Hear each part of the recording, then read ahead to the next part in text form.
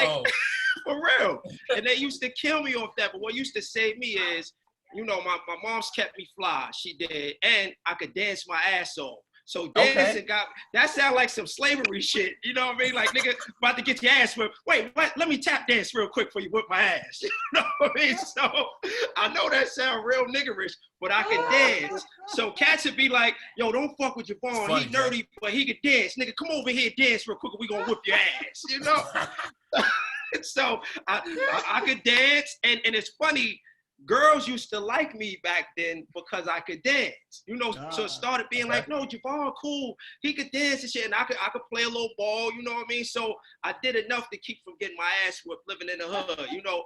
Yeah. I was the only child. Well, I used to think I was the only child. Now I got a brother, Jamie. You know what I mean? I'm no longer the only child. You know. So that's just it was really. I grew up in Brooklyn, you know. So it was just about not getting your ass whipped. My school was right across the street from my house. And I almost got robbed several times. I'm like, damn, y'all niggas, y'all know me. I live right there. Give me two minutes, nigga. I'm almost home. Come on, man. You know, so it was tough. And I that's not when I got funny, but that's how I got thick skin. You know what I mean? Where, you know, Jamie wearing the glasses, you hear all the jokes about your glasses and shit, and people fucking with you, you get thick skin. So the thick skin has helped me with my comedy career, because, nigga, you can't say nothing to me that hurts my feelings, nigga. I done heard it all. You know what I mean? So that was basically my life, man. And as I got older and I grew up and came into my own, got contacts, got a little more confident, I was good. You know what I mean? I was hoping one day, I don't know if y'all remember when Jenny Jones used to do, like, from the ugly duckling to How You Look Now. I was hoping I could get on that shit one day. So all the chicks Jenny that shit on me were, I'm showing my age, but I would have been like, Jenny, yo, I'm going to call Sharice Jackson that I used to like. They used to shit on me. Get Sharice on here to see me now, Jenny. Let them see me now. Yeah, see me now. Yo, before I go to talent, I just want to shout out all the comedians that showing love on the Facebook. K. Smith, Nick Alexander, Rashawn. We got Baltimore in the building, Philly in the building. Just they're appreciating the conversation. So T, before you answer how you in middle school, how old were you in Sunset Park? How old was when you was filming that? Because you look like you was like a senior in there. I ain't even going front. Or they had you act, senior. I had to be, I want to say 23. Okay. You gotta understand, talent's a fucking vampire, so you gotta understand. Yeah, he don't age. He's looked the same. Still look the same. and I'm in Westchester, so don't hate on us out. We in phase 2, so nigga got a fresh. You know what I mean? Nigga, so listen, no, but my middle school, similar story to them, minus the big glasses. You know what I'm saying? And middle school for me was like, Mount Vernon Middle School was different because 7th and 8th grade, we had these 2 buildings that was back. One was Davis, one was Nichols, and they was back to back. So you did your 7th grade here, your 8th grade, you just went right behind that building to the next building, report to school. But those are the times, first of all, that's where my name was born, where I finally got a name that fit me. And more importantly, in that time, you are trying to figure how to be cool. How do I get with these cool dudes? Like, you see the cool dudes who was mostly, like they said, the athletes. I was a street baller. I never played organized ball yet other than the boys club. But these guys were playing ball in the school system coming up. And whether it was football, baseball, or basketball, they was the cool dudes. It wasn't but 2 ways to be the cool dudes. You was cool dudes athletic, or you was cool dudes hood because you knocking niggas out, or both. And then it was us, like the little herb niggas trying to, how do I get in that circle? You know what I mean? So it's a time when hip hop was at its finest. Hip hop was a lifestyle. So I was into playing the sports. I played football and basketball. I was into the graffiti. I was into, like he said, the dance and the break dance and all the hip hop shit. And I was part of a rap group and DJing and all that and rapping. So I had to come up with a word or a name that described me with all these. I was saying, how could I get one name that kind of just collaborates everything in one thing? And at the time, back in those days, everything had a ski on it or T or some shit. Jazzy T ski. So I was, when I thought of talent, it wasn't like I thought of it, how beautiful it sounded today. It was talent T. You know what I'm saying? So I was talented. So when I was that nigga as a rapper and DJ coming up, middle school was where I was probably heavily more into the, well, no doubt about it, comedy was in the back of my head. Comedy was, as a youngster, I thought it was a hobby. I didn't know it was a profession. So my whole life was, even as a little boy, watching a couple, every now and then sporadically, we see a stand-up comic on TV, one of us. And to a little kid, they look older. So I'm like, oh, you know, this dude's an older guy that probably retired and is living out his hobby. I said, that's what I want to do. When I retire, I'm going to do that comedy thing. That's my hobby. I already got it worked out. Then boom, the big black boom came, changed comedy all around, took this shit over, twisted it. You know what I mean? If you listen to the others, again, you got blacks and you got others. If you listen to the others, they will discredit it or minimize the impact of what urban and black comedy did to the game. You know, we went from black comedy. How the hell can they do that? How can they do that though? Because the same way they do this, they control the narrative in their conversations. They can't do it to us. Again, you live it, right? You got the color, you live it. We get it. Nobody could tell us what we already get. But if you go in those circles, and I'm sure you've been there, all y'all as comics have been in a circle of our counterparts, and we may be one or the only or two black people, and you hear how they talk, and you hear, white dudes, friends of mine in comedy told me 15 years later, yo, can I be honest with you? Can I keep it real? I'm like, yeah, I want to get this off my chest. I'm like, what's up? So, yo, first time I seen your name on the comedy list backstage at a comedy club, I was dissing you. I was like, who the fuck is this cocksucker? Who's this nigga think who nigga calling themselves talent? Who got the balls? I was like, wow, first of all, I never even thought of it like that. Right. Like, I've never even thought of it like I had to have balls to make up a nickname. I'm from the hood where we just made up nicknames. It wasn't that I was better than nobody. It was a perfect name to, you know, capture everything I was doing. But to them, again, they look from a different prism and a different spectrum and POV.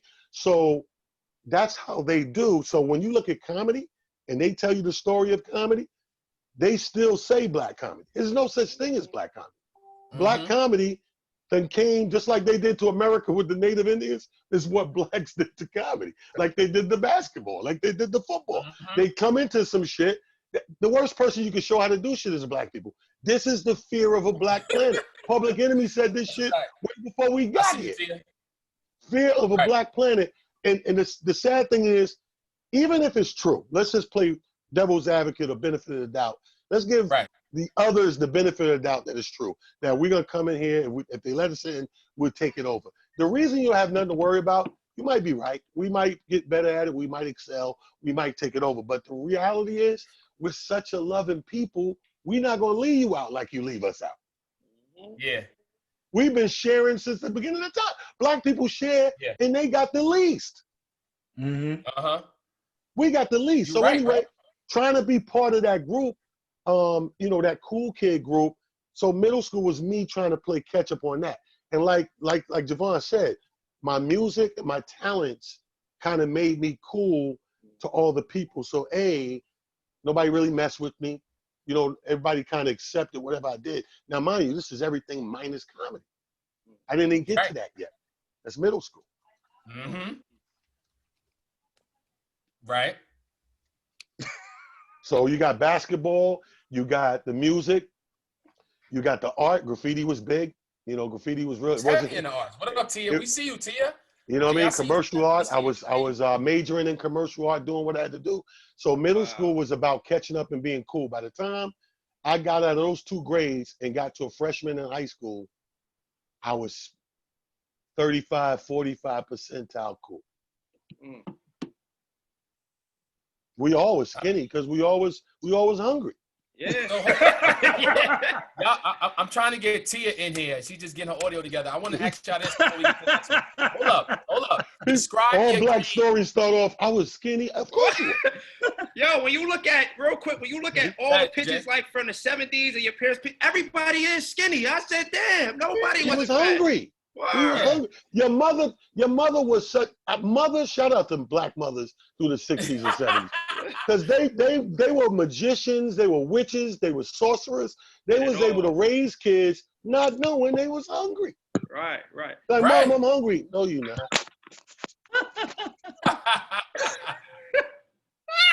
You got a glass of water.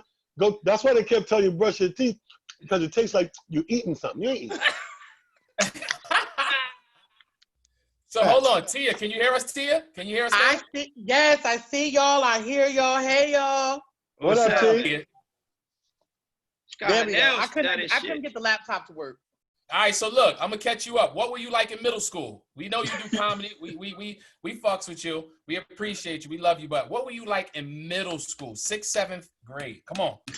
A fucking hot ass mess. I was always on punishment all the time. Like, so the same. No. Go ahead. My mama, I'm a single mama household.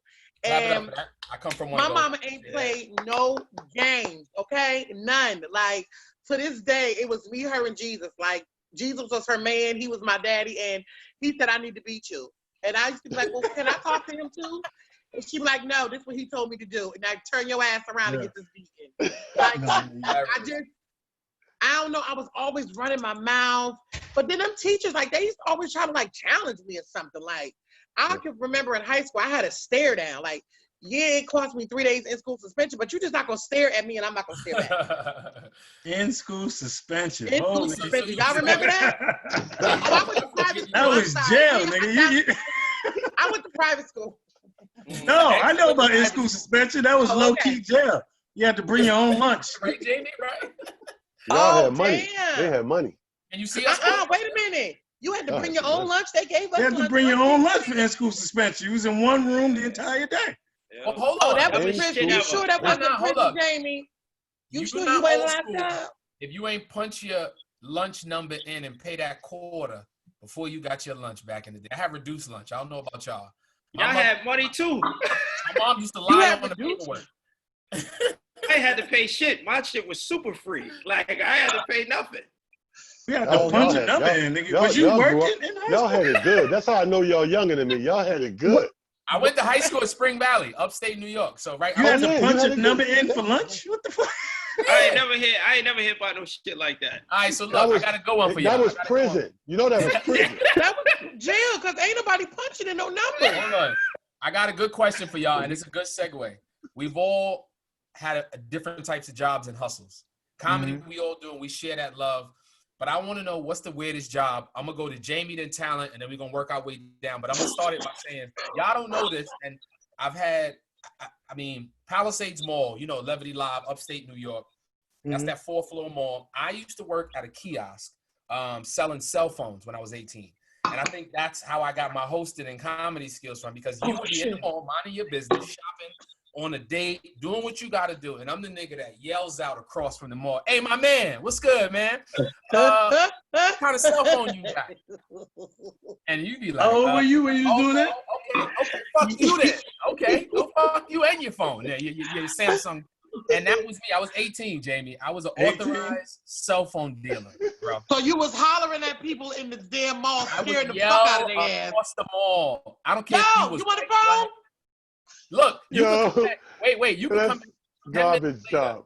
You come back 10 minutes later, walk by, and I'd be like, so you ain't gonna get that upgrade? I see, player, huh? You ain't gonna get that upgrade, right? Yo, that's a garbage ass job, yo. Even if you did it good, you got promoted, you'd be an army recruiter. Hey, yo, my man, you thought about your future? Jamie, what's the greatest job you Yeah. ever had? He's an army recruiter. It's the same. No, the niggas would be waiting for you. Same mall, Jamie. Hey, yo, my man. I didn't steer you wrong on the phone, right? Let's talk about your future. Same mall, different kiosk. He moved on the map. You know, on the map, when you're looking on the map, he got promoted. He got promoted.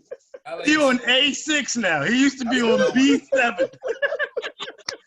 That's he on A6 for the kiosk. Nigga, so hold up. So if I go to the army, I can be what I want? Absolutely. And you want free lunch? Type your number in here. Let me show you how to get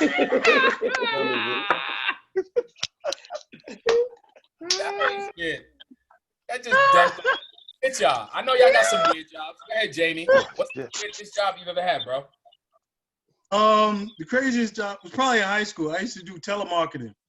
I worked for a company called Kick Ash Chimney Sweeps. What? Yes. Kick ass. Kick Ash Chimney Oh, I Sweeps. thought you said kick ass chimney sweep. No, Kick Ash Chimney Gotta Sweep. explain this 1-800 Kick Ash Chimney Sweep. Oh, And we Yeah, used you to gotta call be a people up. comedian The after phone that. number. Oh, shit. I don't know if that's the phone number now, but that was, I could it was imagine Kick-Ass that Chimney commercial. What the? And we used to call people up, homeowners, asking them if they want their chimney swept.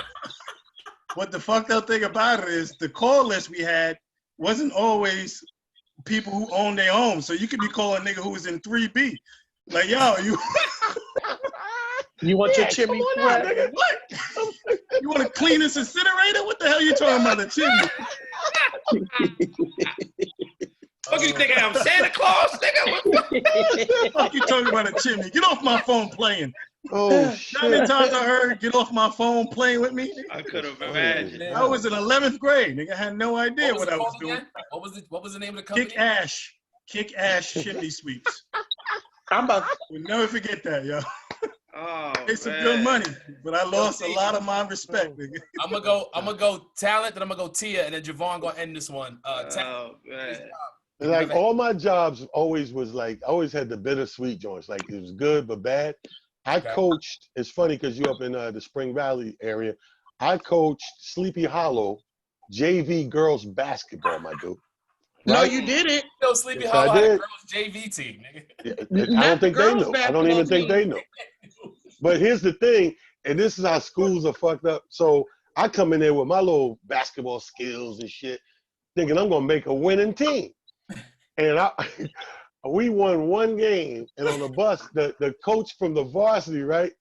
This nigga was so mad when I won the game. Nigga called me in a meeting because he's my boss. He's the athletic director, and he's the varsity coach. The nigga called me in the back and said, "What you trying to do?" I said, "Oh, we got a nice little group of girls. You know, I think we could do good. We could win." He said, No. We're not here to win."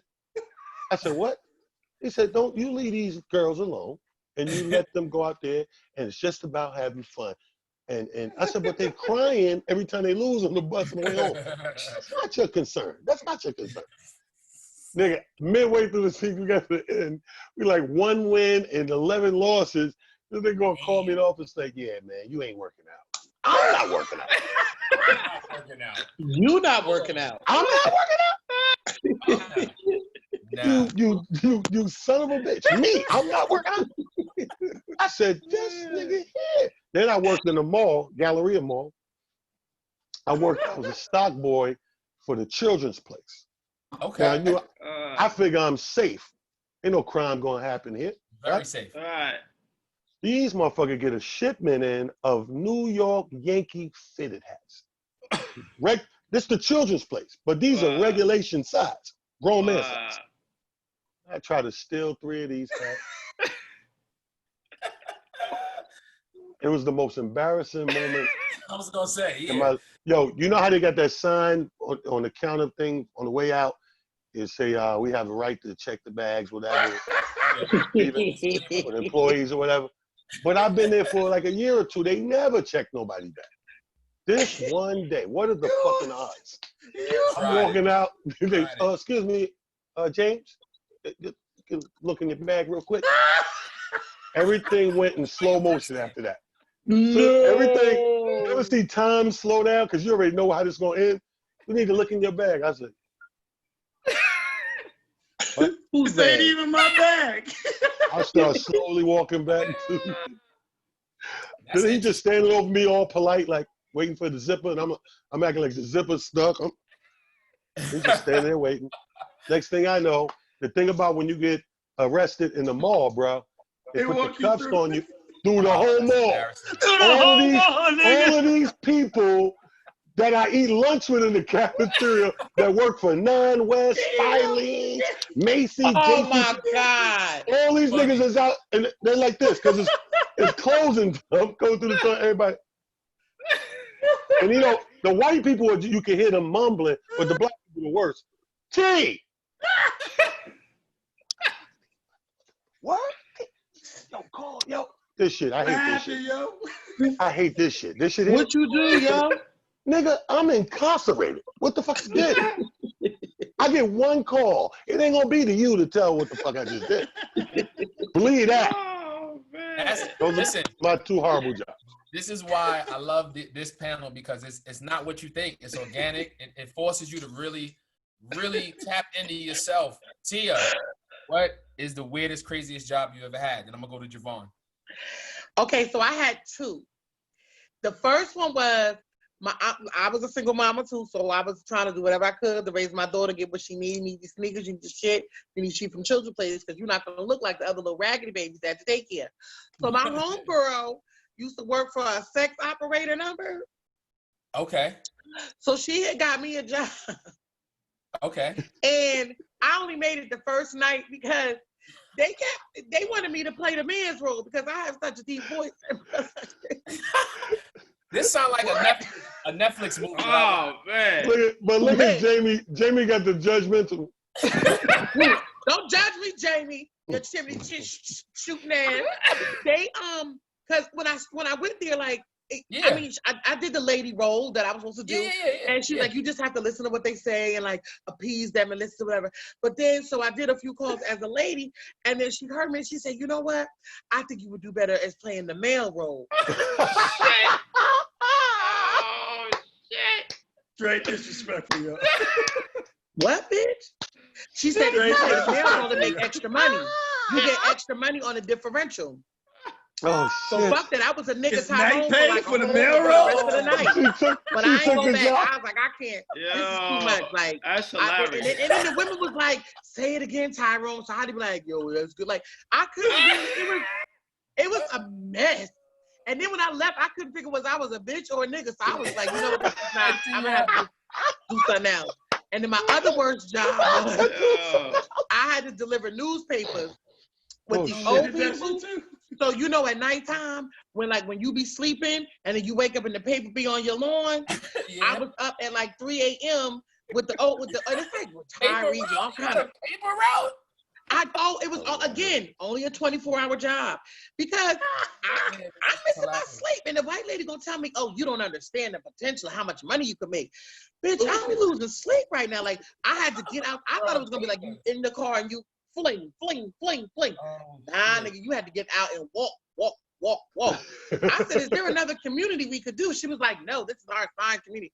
Oh, well, this is gonna be my last night pudding because and then I stalked them for the $20 check that they owed me for those few hours. Those were my two worst jobs. That story about the goddamn sex line, you better tell that on stage because that shit. That's hilarious. I have never even told nobody that fucking story. I don't even know why I told you. That's funny. Oh God. They thought it was better if I sounded like the man. Come on. Oh, I had to be Tyrone. Like, they was really falling for it too. But the black woman kicked in and said, they make more money. I'm going to go ahead and do it. I'm going to do this shit. I will be a nigga. I will be a nigga. Weirdest job, Jevon? Craziest job? You wouldn't think it would be crazy, but after I graduated school, I went to college in Baltimore. I went to Morgan State. So I graduated, moved back to New York. I needed a job. I had a friend that had a connect at this foster care agency. So I said, fuck it, I'll work there. And this was the most that's ghetto. not supposed to accept that job. Listen, fuck it. You know that's how I go. How do you get a connect? Fuck it, I'll do it, nigga. I'll do it. I guess some kids need somebody. Listen, exactly. You know, a lot of times niggas just care if you got a degree. You got a degree, fuck it, nigga. You could do brain surgery if you know the right person. Like, nigga, you know, let me just show you where to cut them. Just make sure you don't touch the brain, nigga. You know. If they start bleeding, let one of the nurses handle it. Nigga, you can do it. You went to college, right? It ain't that hard. You know, not for that. Niggas think you can do anything if you went to college, nigga. They don't care what it is. They don't care about your look at Ben background. Carson. You right. Look at Ben Exactly. Carson. Right. Exactly. So I'm working for this foster care agency, and it's in Bed-Stuy, Brooklyn. And the thing about this shit, my supervisor, older lady, she might have been in her 60s. I ain't gonna say her name because I ended up having to sue her for sexual harassment. I can't say her name, right? Real shit. Right. So she was so ghetto, right? I sued them. I had to. I can't get into that. I can't get into that, my nigga. I can't get into that, because I had to sign the shit in the office. Like, you can't tell nobody this shit happened. Just tell us one thing. Was it before or after you bust the nut? Nah, look, I ain't hit it. I always tell people if she was younger and she looked good, I would have smashed. You know, her name is Shirley or Marcus, darling. I can't tell her name, but look, Miss she Betty. was so foul, right? And this was when I said, listen, I got to get the fuck out of here. So when the kids, passed away or whatever, we used to have to take care of everything for their funerals. So one of our kids passed away. Listen, one of our kids passed away. So she told me, listen, you a man, you dress nice. I need you to go buy a suit for this young man for his funeral. These foster kids, they don't have parents like that, right? So I go get the suit. I call her. I'm like, listen, the prices is XYZ. She's like, damn, that's a lot for a suit. She said, listen, the bottom half of the casket gonna be closed anyway. How much is just for a shirt, tie, and a jacket? I said, man. So his balls was gonna be out in the casket? She said, look, just buy a blazer, a shirt, and a tie. She said, nobody ain't gonna see the waist down anyway. That's a waist. He don't need no socks, shoes, pants. He don't need. I said, yo, this bitch is foul. I can't work it. I said, how we gonna send him like that? She said, he dead. He don't know. He dead. He don't know. I said, nah, this bitch is crazy. And like I said, she was sexually harassing me. We was going on a trip with the kids, right? And I had the chaperone. We looking never at went to HR, Jevon. You never went to HR one time. But I was, I was 23. You young and naive. You don't know. You don't want to lose the job. I should have been with the HR. For real. So look, I asked her, I said, yo. Gave her some dick and kept it going. Yeah, exactly. Listen, I should have. At 23, you was young and ready to do. Yeah. I probably would have been sitting pretty right now, man. I didn't know. You know what I mean? 23. You probably would. You would be Ben Carson right now. Her. You would be retired right now. I would. I might have to call her back. She might still be alive. I don't know. I might have to call her. You better call Miss Betty. Send us some dick pics. Like, you remember that? Tell me about the trip. What you do on the trip? All right, so on the trip, this is the last straw because she used to say crazy shit to me in meetings. You know what I mean? In our meetings, she would talk crazy to me. Like she said in one meeting, she said, yeah, one of the reasons because I hired Jevon, he handsome and he dressed nice. Said this in front of all the caseworkers, right? I said, she just give me a compliment. So for the trip, we going over the room assignment. So I come to her, I'm like, who room am I staying in? She like, oh, you rooming with me? I thought she joking. I said, stop playing. She said, no, for real, you rooming with me. So my dumb ass, I'm like, all right, I ain't thinking that. I said, so it's 2 beds in the room right now. We got 1 king. It's 1 king. And how naive are you, nigga? How naive she was getting a dick on this trip. No, I went outside and I called my mother. You know niggas call their moms and shit like that. I ain't know what to do. I called my mother. I say, yo, ma, this lady talk about we stand in the same room and she's serious and it's a king size bed. My mother said, leave that fucking job right now. Tell them you quit. Leave that job. We will handle it. And that was my last day, dog. That was my last. You should have called your homeboy Tyrone. He'd have gave you different advice. Right. So look, y'all had some weird ass jobs. I mean, we all been there. That's what that means. I want to say, let's switch it to the comedy side. We've all had great nights at comedy, and when I say great nights, whether it's on television, whether it's a packed arena, a theater, a comedy club, I want to know about that night where you didn't have it. That night, it may be a bomb, some call quote unquote a bomb. I asked this last night, and Ali Sadiq, we had we went back and forth for like 15 minutes, and I get it. Some people have been in the game so long they forget, but we all human. You know what I'm saying? So I want to know. This is a part of this is one of them tough ones. And I'll start it. I was 2 years in the game, and 2 years is nothing. That's still you still fresh out. You still wet behind the ears in comedy. You still learning. I was doing the show with Keith Robinson at Broadway Comedy Club, the big room downstairs. And it was Monroe Martin was on the bill, and a few other Philly comics. And it was a pack. That downstairs Richard Pryor room, it was like 200 plus. And I was feeling myself. First mistake. And it's not your night when your starters is not going. Your little quick hitters is not, you missing layups. You letting them blow by you. Like and I knew it was bad when I could hear the conversation way in the back. Like when you on stage and you can hear 2 people going, all right, let's get the fuck out of here. This shit is a wrap. He ain't saying much. When he said he ain't saying much, I said, oh shit. he ain't saying much. So for me, I mean, that's to other people, but that I didn't have it. It was an opportunity for me to kill. Fast forward 10 years, but yeah, I want to hear from y'all. I'm gonna go to Jamie, then Talent, and then we're gonna go to Tia. Jamie, come on with it, son. Yo, well, one of my worst nights was probably in front of Talent at Boston Comedy Club. So in a whole nother goddamn city. Yo, no. You see, Boston Comedy Club was downtown. Oh, it was in New York. My bad. Yeah, man. Yo, that was I don't know spot. if you know this, but Boston Comedy Club was survival of the fittest, fam. And he used to have the New Jack. Worse than the Peppermint Tea? Huh? Oh no, it was a great room. No, the room was sweet. It was a comedy club. Okay, Boston Comedy Club. The room was so I mean, fine. like audience, the crowd. When you say rough, I'm thinking the Peppermint. No. Fam, you have to understand, it was nothing but killers on that lineup every week. Yeah. So, but they had what they call the New Jack section, right? And I did the New Jack section, right? But the New Jack section was hosted by a funny motherfucker by the name of Will Savins at the time. And Will used to destroy the room and then bring up younger comics to try to follow his ass, right? So, not to take anything away from my not being funny at the time, of course, right? It's not funny. I had when I first started, I used to dress up as a bum, as a homeless person, and wait outside. Yeah, nigga. Look at me again. Tino? No, let me stop. Yeah. No, real talk. There's a video going around somewhere. You're gonna find it. And I used to act like I was homeless and go on stage and do a whole routine about me not being homeless. It was horrible, but I didn't know any better. That night when I bombed, right? Dame Dash was in the audience. Dame Dash was in the audience.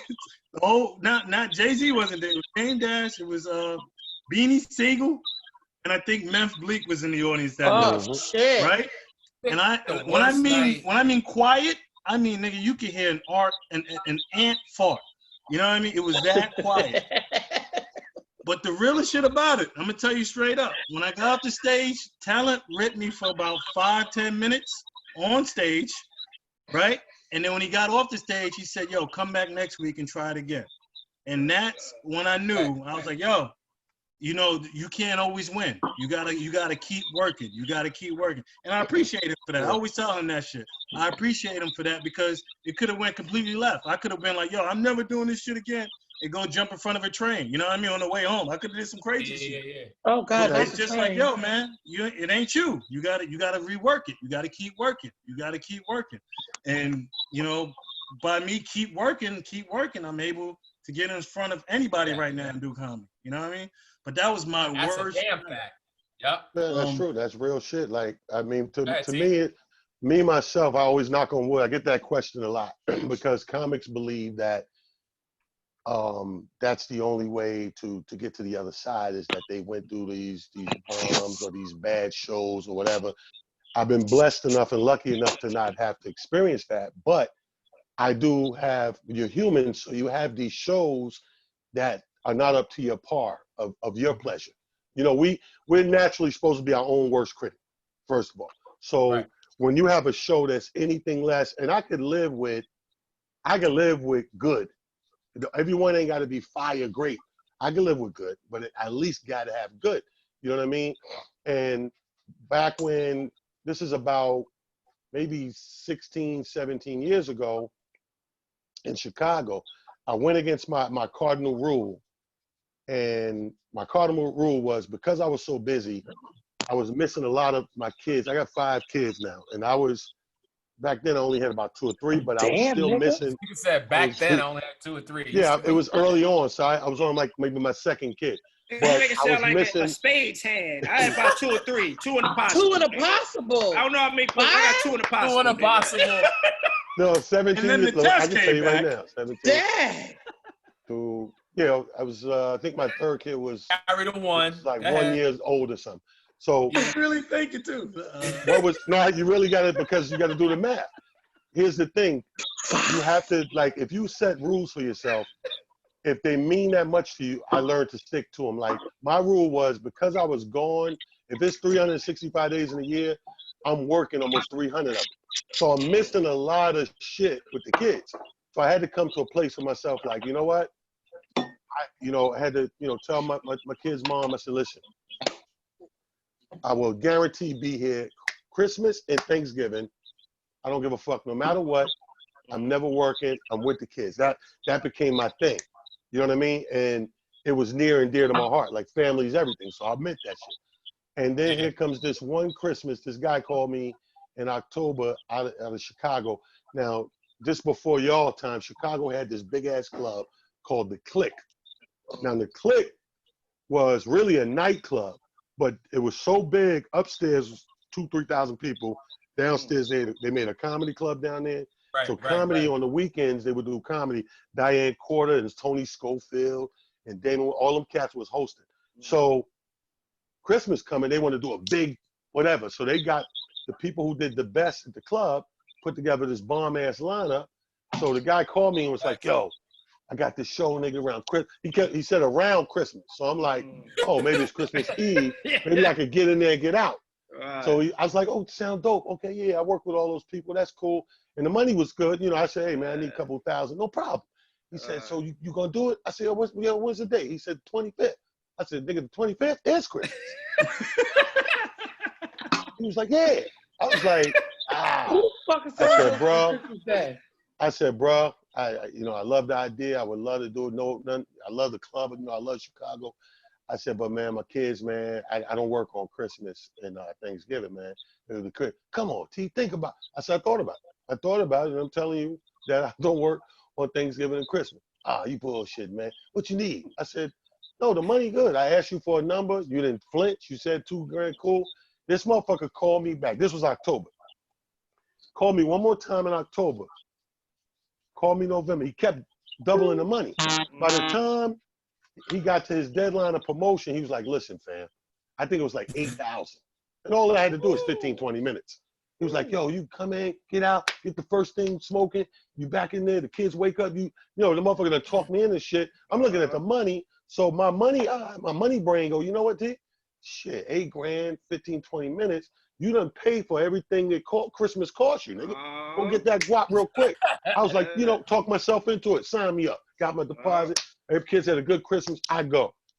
I felt the worst I felt, my nigga. Like, so from the moment I got there, like, you leaving, it's Christmas, you watching everybody with their kids enjoying, you seeing the lights, the whole shit is there. And I'm not in New York. I'm not home. I'm in Chicago. So I'm feeling downer and downer and downer. They give me this dope ass penthouse room. I'm overlooking the motherfucker Parumpa Pum Pum of the city. You know what I'm saying? All the lights. It's just me, nigga. Looking at it, and I'm like, I'm gassing myself up. But in my heart, and shit is empty, son. I'm like, I'm missing Christmas. Dude, I get on the stage, and I felt like, even though they was laughing and chuckling their way through, it felt like the straight monologue of my jokes. Like, I had no oomph in them, no real timing. I wasn't moving, trying to make it funny. It was just like, and everybody, ha, ha. It was a ha, ha. And I said, thank you, good night. Got my money, went to the room. And cried myself to sleep, nigga. I cried so hard for so long, I missed whatever that flight was. Wow. Oh, shit. So I get home, not the day after Christmas, the day after Christmas, right? Yeah. But I had the money, but I was miserable as a motherfucker. And like, it just wasn't the set I wanted. Especially when, niggas looking at you to be the anchor. You're the last guy. It wasn't like I was that, regular in the game where I was first, second, or third. No, nigga, I was number 6. After everybody going up there, they home, but everybody else home. So they, Chicago. And then, y'all, talent. I come up and I'm like, so I did the traditional bullshit. Once I didn't like the way, like, it wasn't the heat that I could put out, and I knew I couldn't muster it up. You go into the bullshit talk show host. You know what I'm saying? You hit that one joint that go boom, just go pow. And then you go, yeah. So how long y'all been together? This nigga looking at me like, nigga, what you got shit to do with? I'm not even with this bitch. I done put them together. How long y'all, that's my mother. Oh, okay. How long y'all been together? Anybody else? But I wasn't your night. I started talking some bullshit. I mean, this shit got the fuck out of there. T, that's funny. That's funny. Before I go to you, Tia, and then Jevon, Jamie, you told us that Christmas joke. I seen you in the Bronx do a set. I think with Davian's spot that he got in the Bronx. You said you get arrested 2 days before Christmas. Be like, what happened? I was arrested. You know what I'm saying? Ain't got to buy nobody's shit. For these gifts, nigga.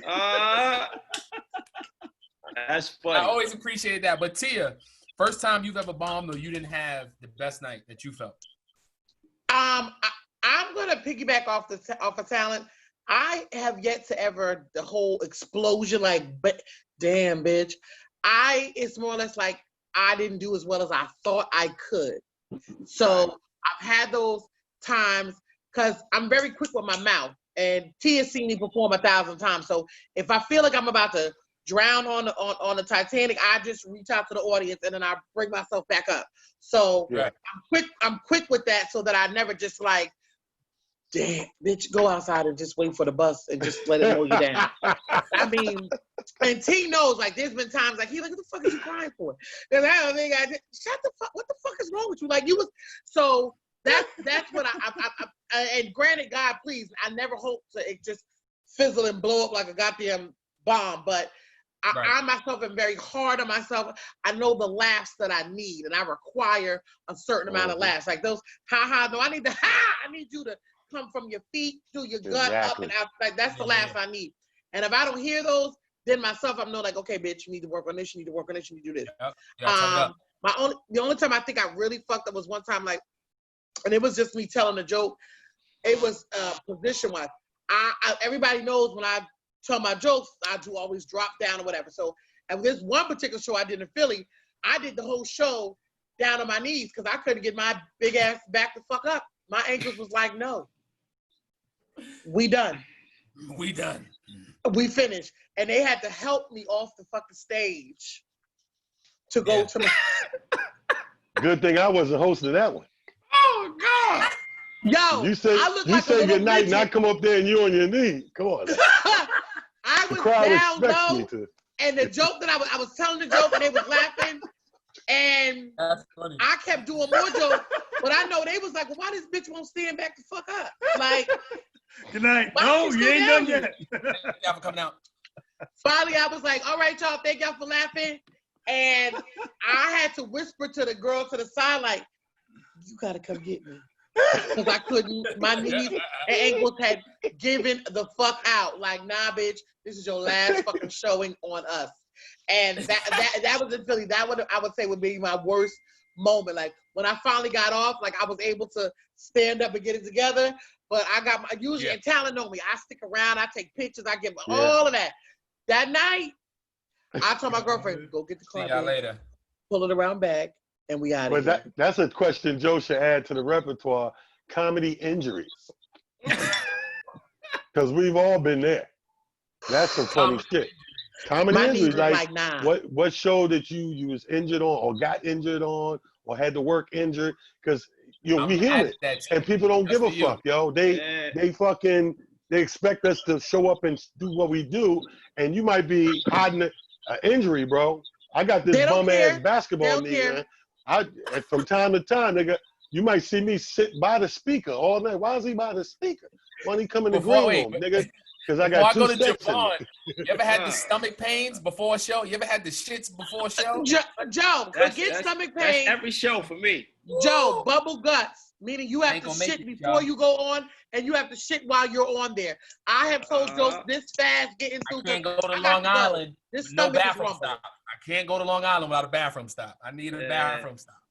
Jevon. Y'all need a better diet. That's what it sounds like.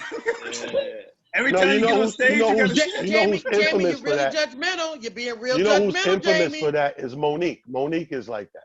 Yeah. Monique takes a shit every show, literally 10 minutes before she, like, when you tell her you about to bring her up 10, 15 minutes, you go take a shit every time. Never fail. But T, the worst thing is this: as a woman, I don't know what you men do. The worst thing about it is I shit before every show, and what I can't fucking stand is the bitch that's in the bathroom on the phone like, oh my God, what's that smell in here? I think somebody's peeing. And now I got to hide my feet Because now you won't know that it was Big Mama that was about to perform on Oh, stage. Like, shit. don't my fucking God. judge me on the fact that I had to shit before I went on. Oh, and we're in there to shit. We're in there to do stuff. And this one girl, she was like, it's smelling here. I'm gonna wait to see who it is. And I'm like, oh, this bitch is trying to outweigh me for shit. That's very funny. Okay, baby. Yo, Jevon. All right, Jevon. Your first time you ever bombed, and we only got like 2 more questions after this. I don't want to take up more of y'all time. Y'all been, you listen, humble enough to come on here and kick it with me, and I appreciate y'all. Jevon, first time you bombed, or you felt probably my worst time, and this shit is crazy. It was in front of talent too, nigga. Your bad luck. I'm just gonna. This bad luck. That's what I'm charging it up to. The nigga bad luck. Because my worst time was in front of this nigga too, and it's funny. Because, Joe, you know, I started with you, you know what I'm saying? So I was maybe 7 months in the game. And, you know, you had that arrogance when you start off and you killing everything. I was killing everything I was on. So I had this arrogance about me to myself, you know. So, Talon, I don't know if you know, I lived in Cedar's building in Star Red City, your homegirl Cedar. Right? Oh, shit, no, I know. And God bless the dad, you know, Damon lived there as well. Yeah. Right. So Cedar's like, oh, you doing comedy. Yeah, Talon is my man. He got this room downtown Brooklyn at this hotel. I think it was called Brooklyn Terrace or some shit you was doing. Yeah. Right. So she like, I'm gonna tell him, let you come through maybe like 5 minutes, right? So I'm hyped. I'm 7 months in the game. I'm like, oh, I'm going to show with the nigga Talent. You know what I mean? Yeah, Tia, hold on. I'm gonna wait till she making fries and shit. Hold on. What are you doing? What are you doing, Tia? We can see you, Mom. She just told you she gotta take a shit. Bag out of the visual. So sorry. Keep going. All we saw was titties, and then we saw food. Turn your video off for some shit, man. Is that a Domino bag of sugar? That's them Alexa. That's them Alexa fries from BJ. Yes, Jevon. Yes. All we saw was titties, and then we saw food. I saw a bag of flour. I thought she was frying chicken. You bastard. Is she gonna deep fry her titties? What's going on? You know we love you, girl. You know we the niggas wasn't saying that though. Niggas was just getting more and more interested. Yeah. He's like, Jevon, fuck your story. Titties, nigga. Fuck all that ball and shit. Titties, nigga. Go ahead, Jay.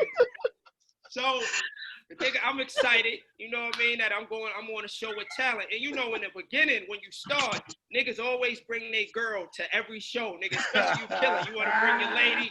So I tell my wife, I'm like, yo, babe, I'm going to be on a show with Talent. You know, so she comes, she excited too. So I walk in the bitch, holding my lady hand. You know, I'm walking through. They stop me at the door. Nah, I'm a comedian on the show. You know, with my nigga Talent. No. You know. So I get in there. I'm hyped. I meet Talent and shit. We in the back. It's a nice view of the city and shit. We chilling. You know, I'm ready to go. So yo, and another motherfucker that fucked me up. Pernell Holloway, I love you. Fuck you, because you fucked me up this night, Pernell. I hope you watching. You fucked me up. Pernell ain't shit. He is. He so just look, tapped in. Pernell hosting, right? So we in Brooklyn. The nigga Pernell got on basically a fucking Brooklyn Nets uniform. He got the Brooklyn Nets t-shirt. His little towel is Brooklyn Nets, right? So he asked me, yo, we gonna put you up first. Where you from, fam? I'm like, Brooklyn, right? Brooklyn. You would think there's no way the nigga could fuck that up. He got on a Brooklyn Nets uniform, right? So Brooklyn, you know, cats from Brooklyn, we serious about repping our borough. So the first thing fucked me up. He bring me up, yeah, this new brother, you know what I mean? He new on the scene, representing Queens, New York. I said, Queens, nigga, Queens. So now I got a chip on my shoulder. I'm like, this nigga fucked me up with and he got on a Brooklyn Nets uniform. How you got it wrong? Hell yeah, Pernell. So I feel like Talent probably whispered in the nigga ear like, yo, fuck him up for a minute. This little nigga came here arrogant. Say Queens, nigga, say Queens, right? So I get up there, I brush past that, and I think I mentioned it. I say, yo, homeboy, I'm from Brooklyn. I ain't from Queens. I'm from Brooklyn. So I know you. You had to say exactly. And of course, in comedy, when you do shit like that fucks up your rhythm. So my rhythm is fucked up from the jump. I wasn't seasoned enough to know not to really even entertain that. Just get into your shit. or say it nicely, you know what I mean? Jokingly, but I was facetious with it. Yeah, this dumb nigga talking about I'm from Queens, you know, 7 years in the game. 7 years in the game. I'm shitting on niggas. Nigga don't know who the fuck I am, nigga, you know. 7 months. 7 months in the game. 7 months in the game. Talking shit. So I go up. I go up there, and I think Talent knew I was going to bomb. He bought a ball, giving me, you know, when a nigga look at you, like, give you the look, like, yeah, this nigga about to ball. Watch, he tapping niggas like, oh, watch this shit, nigga. This nigga about to ball. Watch it. So I'm sitting there. I tell my first joke. It went all right? And then I didn't know the rule, like, in comedy, there's unwritten rules. You don't really go at the bigger sisters facetiously in comedy, because that'll turn the whole room against you. I didn't know that, right? You said you don't what? You don't what? No, I knew. Hold on. You know what? I said, listen, I said in comedy, you don't go at the big sisters facetiously. That means you show them love. You know That's right. Mm-hmm. And I didn't know that. SAT word. Look, That's right. That's right. Look, she was all into them fries. She heard me say some shit about big sisters. Now she back on the show. She started shaking like, what are you talking about? Who are you talking about? Wait, listen, real quick. The screen started shaking. When I did his show, he came at me. He was like, here come this big sister. She big from somewhere. And I said, when this show's over, I'm going to fuck this nigga up. Oh, you remember that? Jevon. You remember that? I remember that. And they was looking at you like, oh shit, did he just fuck with Big Mama back? Yeah, he sure did. Once again, that was my arrogance being young. I was young in the game then, so I apologize. I've learned a lot since then. So long story short, right? I do that joke about the sisters, and there was a young lady in the back. She, you know, she was sitting at a table with a lot of, you know, I'm gonna just say plus figure sisters. She started booing me, but like a quiet boo. You know, she had her head down. She was with her coat. It was like a ventriloquist boo or some shit. She must have been a ventriloquist because she was booing, but you wasn't loud. Boo. So boo this nigga, y'all. I hear that, and once again, my young arrogance. I'm like, oh, to myself, this bitch booing me. So I'm like, yo, I said, who you booing? Fuck my jokes. Who you booing? And she said, I'm booing you. I said, well, fuck you in that bum ass wig you got on. Why I do that? Why I do that? Show was over. Show was over. I hung in there and did about another 5 minutes. Like I said, Talent giving me the bomb eye the whole time. Like I think the nigga was eating popcorn, enjoying it at this point. Like, yeah, I would watch this. But then after the show, the nigga walks up to me like, so how was it? I'm like, nigga, you saw how I was. Nigga. You know how I was. Nigga. You was there. Jevon, he walks up to your corpse. Ashes to ashes, dust to dust, nigga. Let me talk to your spirit, because you're fucking dead. Oh, man. Just wanted to make sure you saw what he saw. Right. I want to make sure you saw what the fuck I saw, nigga. Color purple. First of all, I didn't say how was it. I said, how did that feel? Exactly. That's exactly what he said. I remember that night. I said, yo, how did it feel? Yeah. Like, because, automatic gunshots. You know, because people like, I knew you was young in the game, and to be honest with you, young comics got a bad habit of not taking the less. They only take the lessons they want to take, if that makes sense. Like they count the good, and then they don't take nothing from the bad. The bad got more lessons than the good. You know what I mean? So you gotta. When I say how that feel, I'm like, you gotta take that in. That's why I've never was that guy. I mean, granted, I don't have the bad sets. But if I did, I don't think I would leave all the time. Like comics bomb and they leave. Right. Oh, I'm out. Yo, fam, real talk. I'm out. I'm going. I'm going. Oh yeah. I'm already I don't home. think, bro. I think you learn more by staying there and getting roasted. No, they won't roast you. They won't roast who never balled. You gonna roast us. But listen to me. The people. One thing I learned is this. I watched this dude, this African dude, up in at Rochester where I do radio, right? So one night, he does like guest spots at all the local stuff. So one night I got a big show at the Funny Bone in Syracuse, which is an hour and 15 coming south. So the brother sees the flyer, he hits me up, and just from his tenacity, he's like, man, please, I'll drive down there, just want 5 minutes. So you know what? I'm gonna give the brother 5 minutes. Mm-hmm. The dude bombed as bad as you could fucking bomb, like bombs over Baghdad bomb, right? But he comes, it's me, Joe Torre, and somebody else on the show, but he sits in the green room the whole night. And we got an after party, right? This little celebrity basketball after party.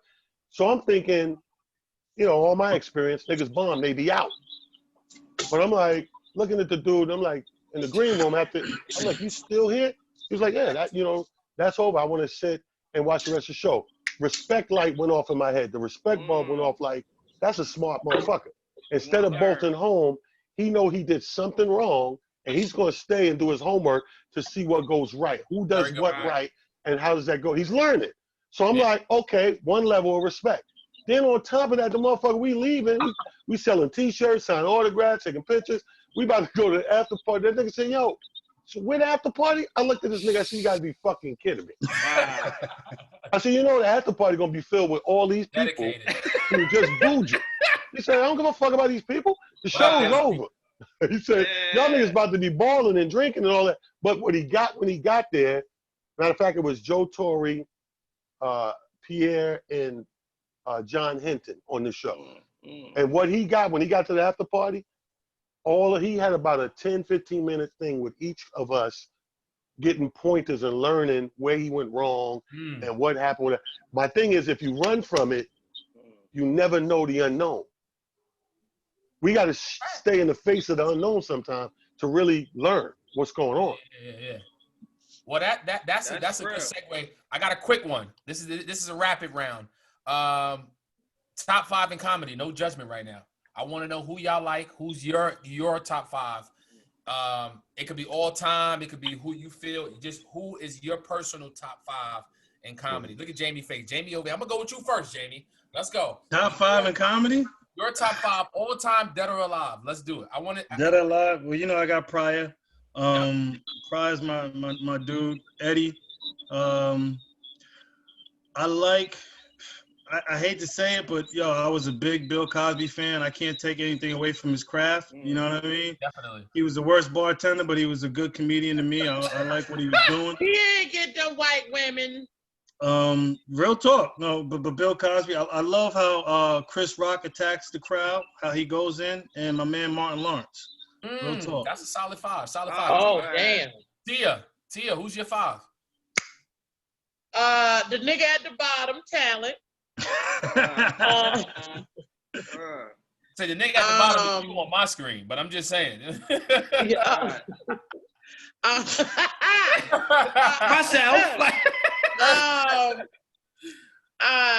I definitely. Kevin Hart is one of. I still just. He tickles the hair under my fucking arm. Cat Williams. I don't care. Yeah. On dope or not on dope, he is still funny as fuck to me. For my females, I will always say Monique, because when I first started comedy, people always said, damn, you remind me just of her. And like I had to just start studying her, like just the way she delivered her old, like the old Monique with the fat Monique. That's what I love. I love the fat Monique. That's my 4. And my other 5th, out of females is Nikki Carr. I love Nikki Carr. Oh, my girl Nikki, yeah. I love Nikki Carr. Nikki Carr just delivers like she's talking to you at the family reunion. Like, did you know this mother? Like, she's just regular. So I love that. Oh, I gotta add one more 6. Toure out of Philly. I love Toure. Toure was on here a couple weeks ago. Shout out to Toure. I love Toure. Is just a regular nigga. I love him. Jevon and then Talent. Jevon, who's your top 5? Anybody that knows me knows that Martin Lawrence inspired me to do comedy, man. You know what I mean? Martin Lawrence. I grew up in the era of, Eddie. So Martin, Eddie, Richard, of course. Patrice O'Neal, God bless the dead, man. One of my favorites, man. Hilarious cat. I just like how he talked this shit and still could be cerebral and still, be breaking something down. And I guess I would have to say Dave, man. That's my top 5 just off the cuff right now, man. Talent, you're on mute. You gotta unmute yourself. Go ahead, T. Yeah, I did that because the dogs is going crazy. I didn't want to disrupt the show. Got 4 pit bulls in this house looking out for y'all. I'm gonna give you a Mount Rushmore 5.0. And then I'm going to give you right now in the game doing it. Let's do it. Mount Rushmore 5.0, top 5 on that Rushmore. You got to go with Richard Pryor. You got to go with Eddie Murphy, Red Fox, Mom's Mabley, and I would put like a Carol Burnett in there, right? That's the 5. You know, they elite. They over there. They done did their thing. Now still moving and shaking out here. I would have to give it to J.B. Smooth, Tony Woods, Kyle Grooms. Yes, sir. And then I would close it out with 2 females that, for consistent purposes, I would put some more in there. Yes. And Adele Givens. Yeah. Respect. Because Adele Givens left the game and came back, and like she ain't Still never take killing a it. break. Yeah, still killing it. That's hard to do. Before we get out of here and before we do our drops and how can we follow and support y'all, this is my favorite part is dropping gems. Anything you want to say to a comedian watching, because we always, you know, it's a culture. People be tuning in. This is the time. It just your own words. You know what I'm saying? What's something positive you could leave on the game? I'm gonna start with Tia, then I'm gonna go to Jevon, and I'm gonna go Jamie, and then T gonna end it off. Go ahead, Okay. Tia. The gem I'm gonna give is a gem that was told to me by talent. Be your fucking self. Have fucking fun. Enjoy yourself. The minute that you up there and feel like, okay, I gotta do this joke, I gotta do that joke, I gotta do this joke, boom, it's when you fuck up. Be yourself. Enjoy it.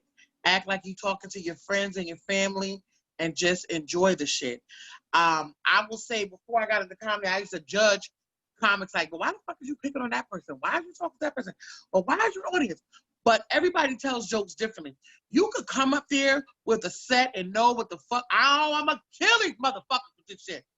But then you see a bitch with buck teeth and a nigga with a bald spot. You can't let that slide. Yeah. You have to address that, and it's okay. Not to attack your audience, but give them little 5 minutes of fame. So it doesn't always be that you got to stick to your set.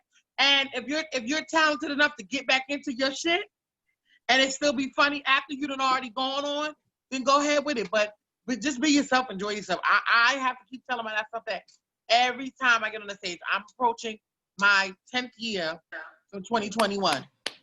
So congratulations, I'm still learning. bro. I still, at this day, like, I started out telling jokes at the fucking temple in New Brunswick. Niggas was paying $5 to eat fish and chicken to see me tell jokes. Like, I still remember that like it was yesterday. I remember going to Philly for $45 for a comedy show and got a fucking $75 ticket coming home. Like, you still, like, just got to enjoy yourself. There's ups and downs, there's ins and outs. There's all kind of shit with this. But you enjoy yourself with it. Like, I cannot wait for outside to open up. I don't give a fuck if you got to come to the show with a mask on and an oxygen tank and Lysol wipes and spray. I don't care. Like, I just want outside to open back up so we can get back to entertaining people and hearing people laugh. Like, I miss it.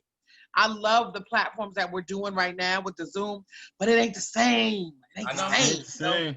We know. I miss that. And I just say with that, be yourself. Be yourself when you out there. Like, this is me, nigga. What? I appreciate you for that, Tia. Be yourself. Jevon. Basically, I would say, you know, something similar. Of course, be yourself, tell your story, do things your way. A lot of times in comedy, you know, it's good to always listen to those that came before you, right? But everybody's path is different. You know, different things work for different people. So do what works for you, first of all. And then also I would say finding a safe medium between being very humble but being confident in yourself as well.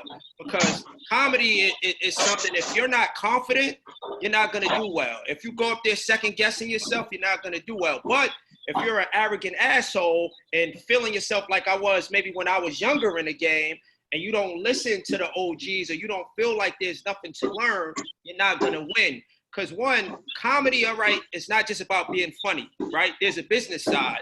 You got to be funny, but you have to be professional. You got to be a type of person people want to work with. So just finding that medium between being confident and also being humble, and just be a good person, man. And I think you can win if you put the work in and do all those other things. Facts.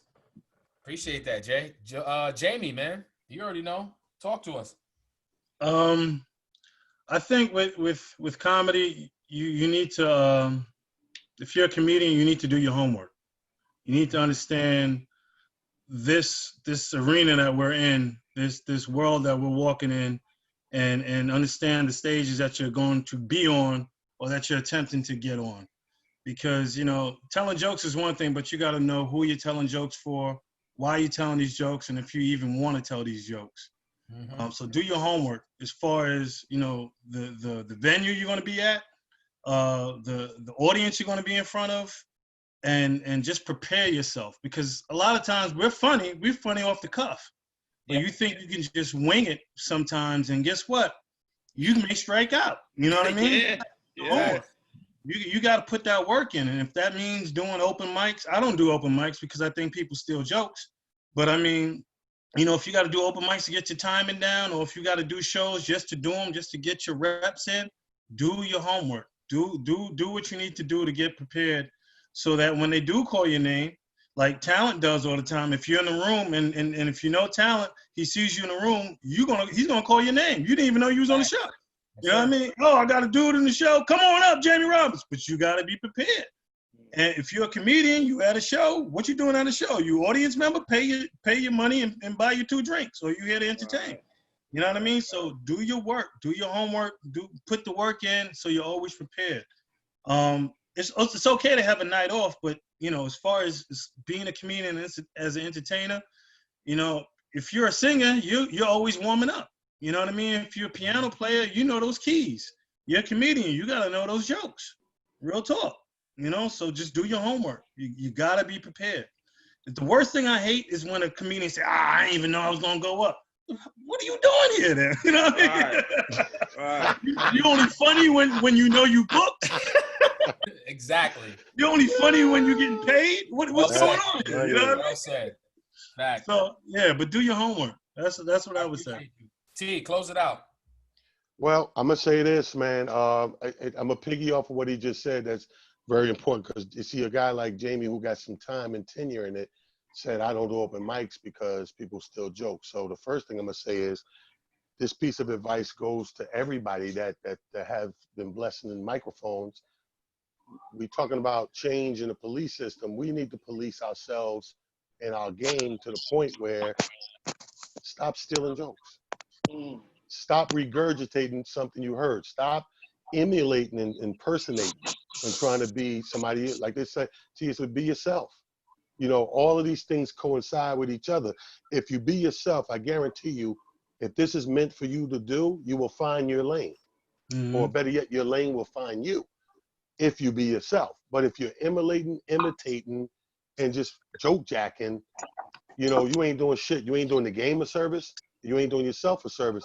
And I'm tired of a lot of us in this game are guilty of being around it, witnessing it, and saying nothing and letting it be. The only time we give a damn is when it's our personal joke. No. Be like me. If I'm there and I see you do Jamie shit, we got to talk. We got to talk, because I'm going to reprimand you, and you got to know that this phone call going to go to Jamie too. So Jamie going to hear, what? I need to talk to you too. So that's been missing for 2 decades of me doing. I'm going on my 3rd decade in this shit. Right there. And it's been missing. The policing of ourselves in our own comedy community has been missing. We've been sucking too much dick and nipples. If it's a female stealing, we sucking her nipples. If she got some sort of stardom, oh, it's so-and-so, it's cool, it's so-and-so, it's cool. It's not cool. It's never cool. I don't give a fuck if you're better than me, worse than me, or the same level. I'ma check what I see being done wrong as far as joke jacking. Stop the joke jacking. And if you're around joke jacking, nigga, report it, confront the person. If you're scared to confront the person, cool. Tell the motherfucker who joking is. Give him the option to confront. If you too pussy to be your own police to your own thing, then get the fuck out the way and let's have clarity. That's first of all. Now, to the people that's living right. My best advice to comedians that's living right. My best advice to the comedians in the game that's serious about this, because everybody's not serious about it. The ones that's living right, stay on stage. Stay on stage. The more you stay on stage, the more this shit becomes like when you first learn how to roller skate and ride a bike. The more it becomes secondhand. It becomes second nature. And the more it becomes like second nature, the less thought they got to go into it and the less stress you're going to cause yourself.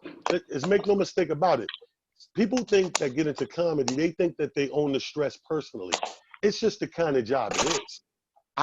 In 1 year, I'll have 30 years under my belt, and still, I'm never hitting the stage not nervous. Richard Pryor said himself in his book, he said, that's when I should have knew I was fucking up with these drugs. The minute I stopped being nervous, he said, that was the beginning of the end for me as a funny stand-up comedian. Right. So in other words, when you stop being nervous, nigga, it's time to be nervous. You don't give a fuck about it. Yeah. Right. Yo, and when I tell you, this is like classroom for me. You know, I know y'all in different places. I've met y'all in different spaces and ways in my career. To have y'all all here is strategic. You know, this is not just a play for anybody.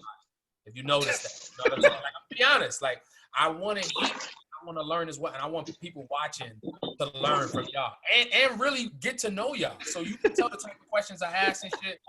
Nia over here, we know she trying to cook and make drinks and shit. But I ain't hear shit you said. All I heard was I ain't hear nothing you said. You could have said, yo, these the winning lottery numbers for tonight. I ain't none of that shit. I'm gonna say this. Before I give y'all flowers and coming on, Jevon, start it off. How can we follow you? What you got going on? How can we support you? And then we go to Jamie after that. I gotta go check out my fries. Hold on, y'all. We gotta check this out. In true big girl fashion. Yo, y'all do what y'all do. I gotta check on my food real quick. Go ahead, Alright, I'm sorry. This shit is hilarious, bro. She pulling shit out her bra, behind her chin. Yo. Jesus Christ. Okay, go. All right. Come on, I gotta fry my crab cake. Let's go.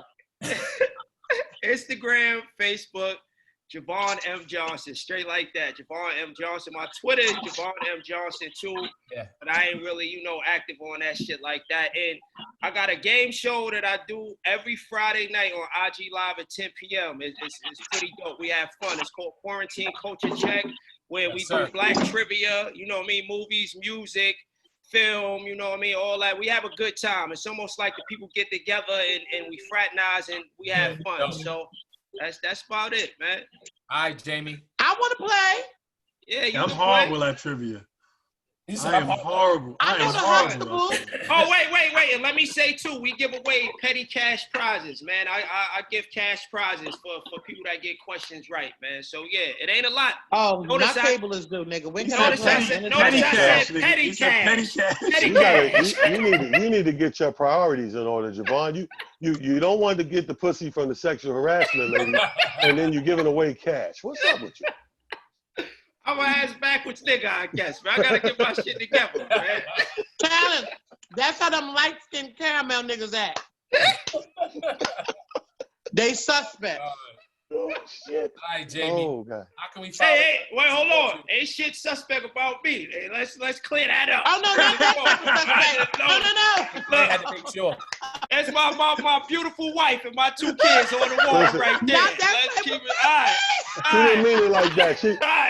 I got to translate for her. She didn't mean it like that. Not like that. TT, Big T, the nigga from Brooklyn. You can't say that. Yeah. I'm so sorry. He said, my wife. He got his tips on right now. You can't even see it. He on the wall. It's all right, nigga. It's all right. He put his tips on for the Shirley got like, scared to death. even when they get arrested, they take that wrong. This is the suspect. Who's suspect? Why? No, we saying, suspect. oh, they saying I stole it. Jamie. Yo, you can catch me at Comedian Jamie everything. It's Comedian Jamie. That's Instagram, Facebook, Twitter as well. The next thing I got coming up is driving. I'm actually going to be on a drive-in show with Talent, July 3rd. July 3rd, yeah. Yeah, in York College. So it's Talent, TK, Ray DeJean, Rob Stapleton, Timmy Hall. Rob Stapleton, Timmy Hall. Yeah, that's gonna be a dope show. Drive-in. Big drive-in joint. Them joints been winning right now. See, you can tell Jamie got an education, first of all. when you say where's your social media, everything is at Jamie Roberts. That's an educated black man. Everybody else I got, just said that. Yo, everybody else shit is all like I'm TT Underscore T to the T on it. But if you find me on that, I'm low down T. Now I'm big Jamie. you know what I mean? This motherfucker, Jamie Roberts on everything. And find me, goddammit. Professional as shit. And the Be nigga sat professional. back like Masterpiece Theater. You can find me on Jamie Roberts on everything. All right, Tia. Okay. So Education. you can find me on Big Mama Badass fan page, which is my Facebook. Shut up, talent.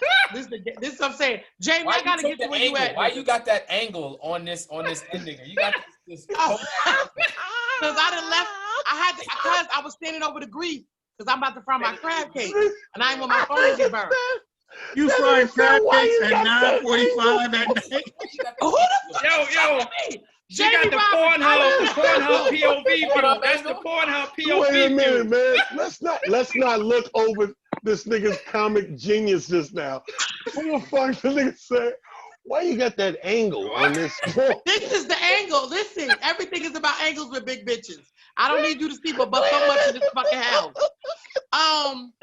So you can find me at Big Mama Badass fan page on Facebook. It's MOMMA, not Mama like Mama.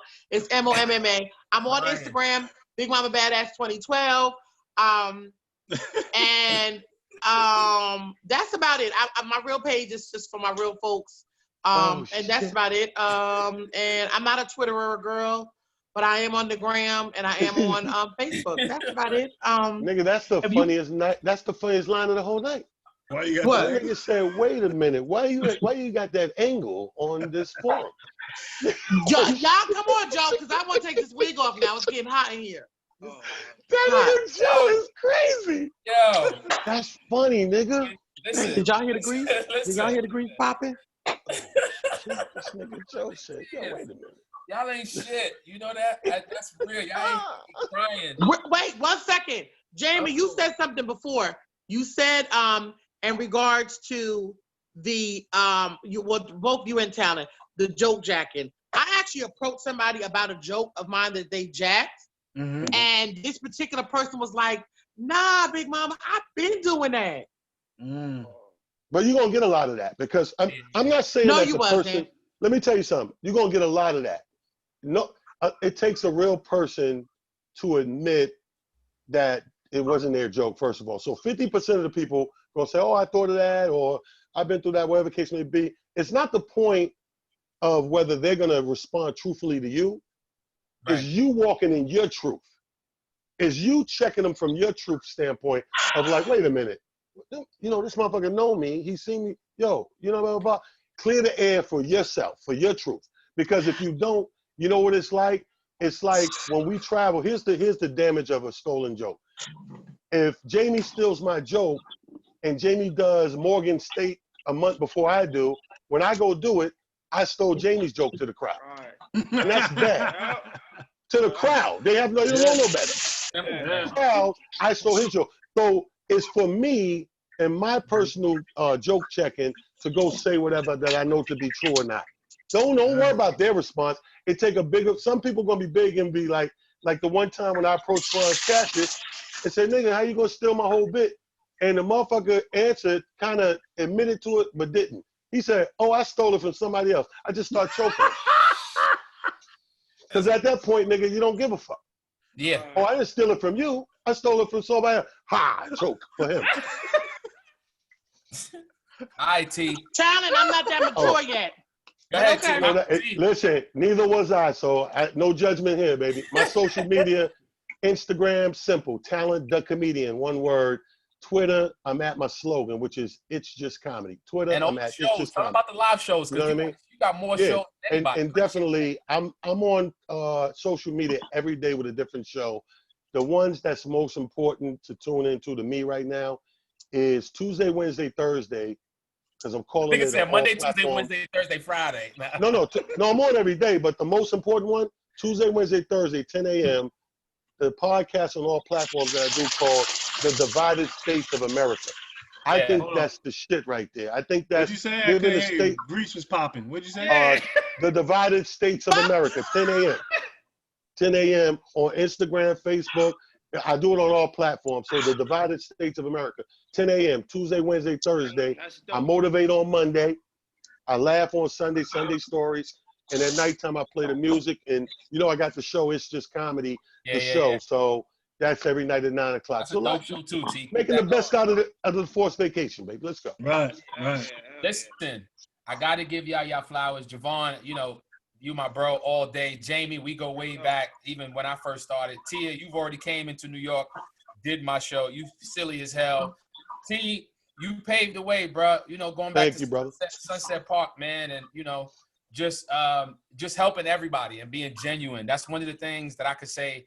Every time I meet you, it's genuine, and for you taking the time out. I know it went over. Y'all really went over, but not even over in the bad way. That was organic as hell. You know what I'm saying? These shows, but the fact that y'all can give the people watching for the Concourse Arts Foundation and everybody watching on Facebook a show tonight, just being yourselves, it means a lot to me.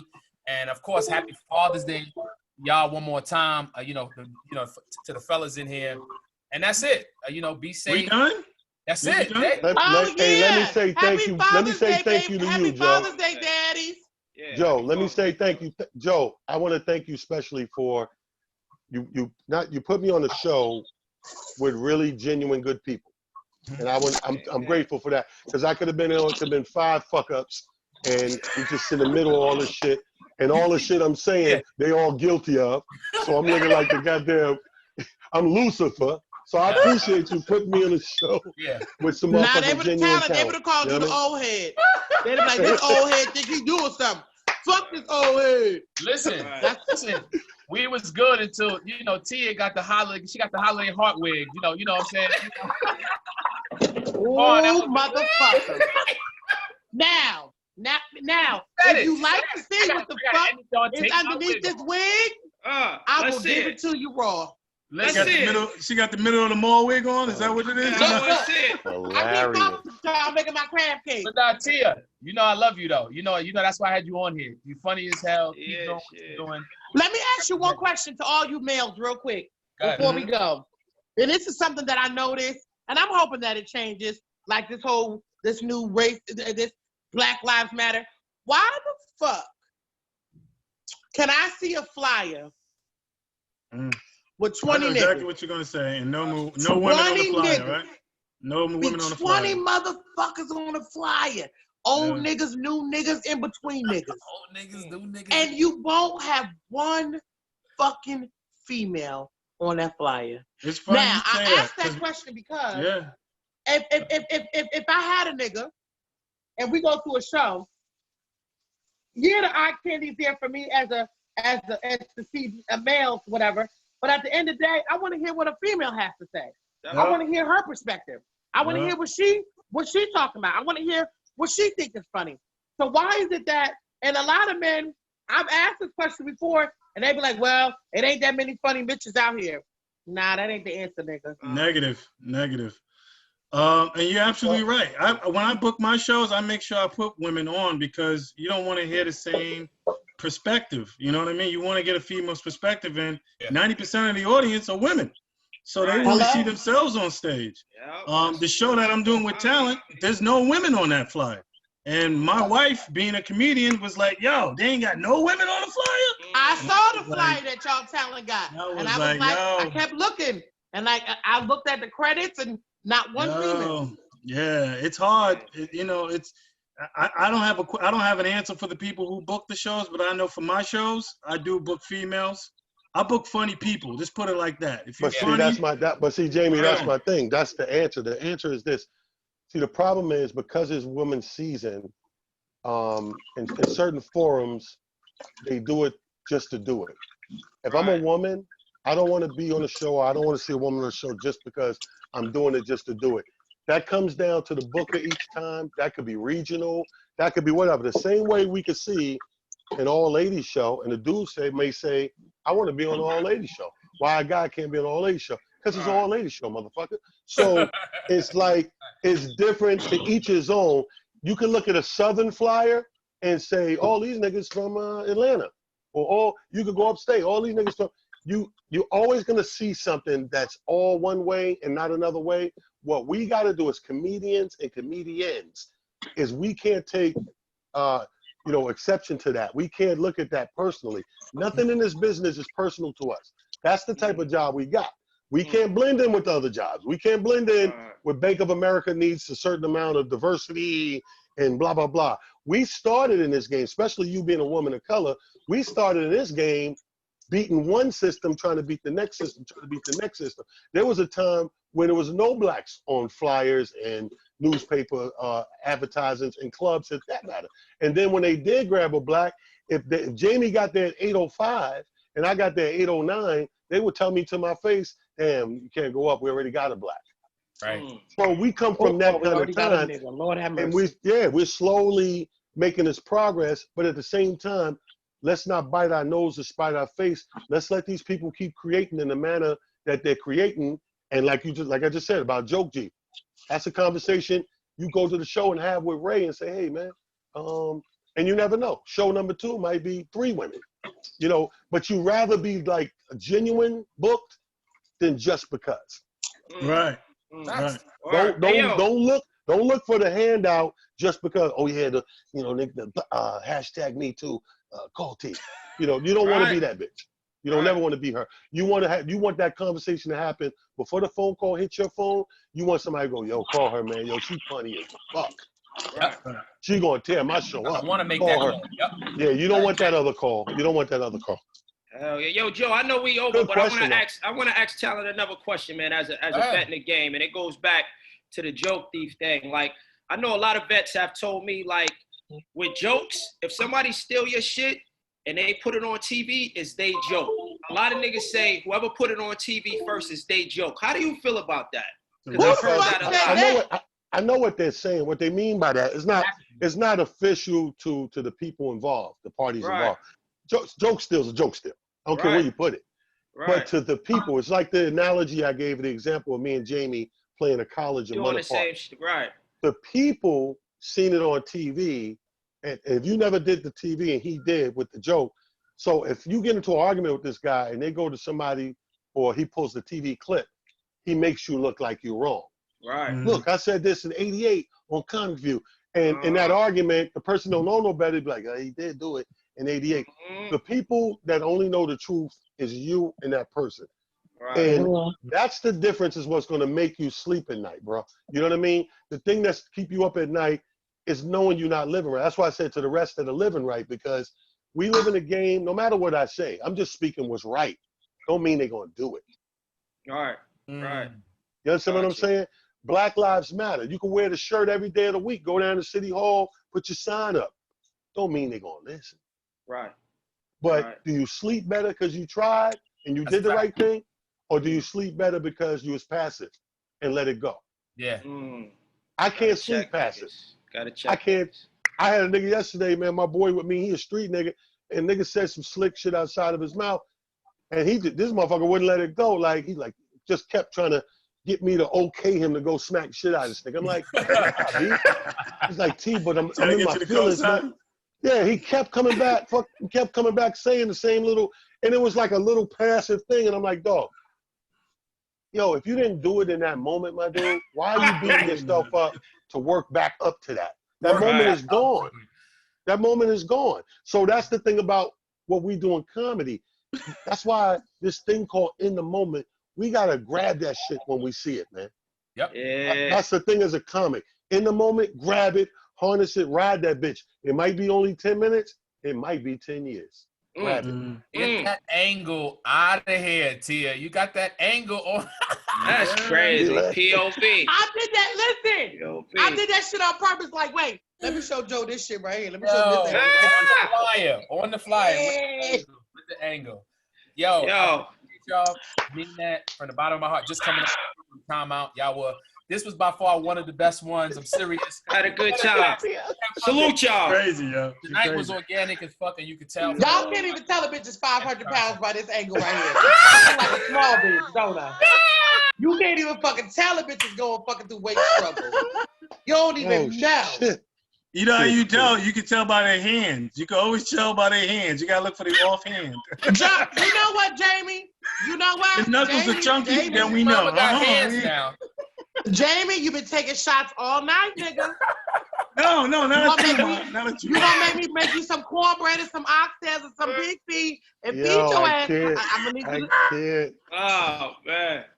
Yo, when we open back up, I can't wait to see y'all on stage and reminisce how we was fucking up in here, cracking jokes. Me and Jamie need a haircut. I'm with you, Jamie. We looking like Robert Parrish and James Worthy. Y'all is in the show. Y'all niggas look like civil rights leaders from the 60s. Wait a minute. Joe, hold up. Talent, where the fuck you get a haircut? Because, nigga, you had the fucking 1990 old school lean on me curls going on a week ago, nigga. What the fuck? T, we open up or we phase 2, the barbers are open. Nigga, you looking like the old Talent now, nigga. Hold on. No, listen. You was on angles. Get your angles. Get your angles. Get that angle, baby. Get that. Listen, one of my homegirls, Talent, I'm gonna tell you, she was like, "Did you see rear Talent's view mirror live?" angle. That's that rear view mirror angle right there. Listen, nigga, you done did that shit. You gotta squint your eyes like you light skin, nigga. Yo, we gotta get out of here. Peace. Follow all these comedians. Go up to the Bronx Concourse Festival. Once this is over, we're going to have it back and going. Like I say, each and every year, we doing this to keep y'all laughing and take your minds off all the shit you're going through. So I appreciate y'all. Powered by the Concourse. Comedy Festival, Art Foundation. Thank y'all. Clap it up for yourselves. Yay! Get safe. Wash your hands. Happy Father's Day to the fathers in here. You already know what it is. I'll see y'all soon. Y'all be safe. See y'all soon. Peace, family. A lot of fun. Peace.